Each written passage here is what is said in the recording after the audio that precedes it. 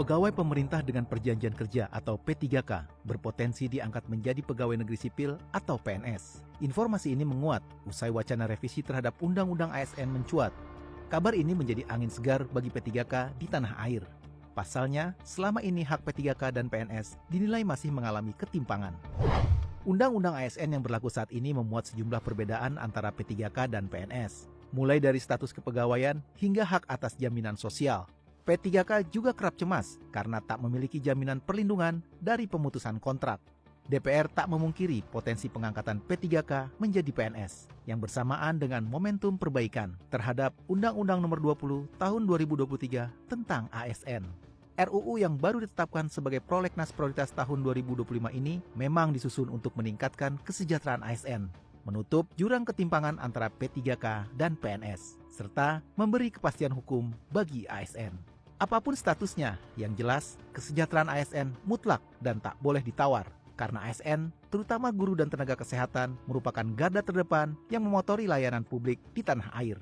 Karenanya, P3K tak perlu khawatir, ASN justru perlu terus waspada dan menangkal keresahan yang timbul karena misinformasi. Ya, kita mendengar bagaimana perbedaan antara posisi P3K, guru dan PNS. Bahkan kami ingin nanti tolong di-exercise pemerintah lah. Bagaimana konklusinya kalau P3K guru dan P3K tenaga kesehatan itu menjadi PNS.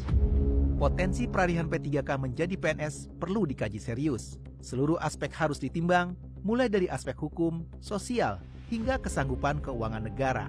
Meski penyusunan RUU ini masih di tahap awal, DPR menjamin proses penyusunan kebijakan ini akan dilakukan secara terbuka dan transparan. Setiap aspirasi publik akan didengar dan dicatat, terutama masukan dari aparatur sipil negara untuk memastikan RUU ini mampu menjawab kebutuhan pegawai pemerintah, baik P3K maupun PNS. Berbagai pertimbangan nanti tentu kita akan mendengar dari para akademisi, para pendidik juga, para P3K juga, semua stakeholder yang terkait agar kemudian memberikan saran masukan kepada Badan Legislasi dan juga silakan memberikan saran masukan kepada Komisi 2 yang nantinya akan membahas apakah memang P3K sudah semestinya menjadi PNS. Saya tentu akan memberikan dorongan yang terbaik. Kalau memang negara pemerintah mampu, maka bukan tidak mungkin ya P3K secara bertahap nanti bisa diangkat menjadi PNS.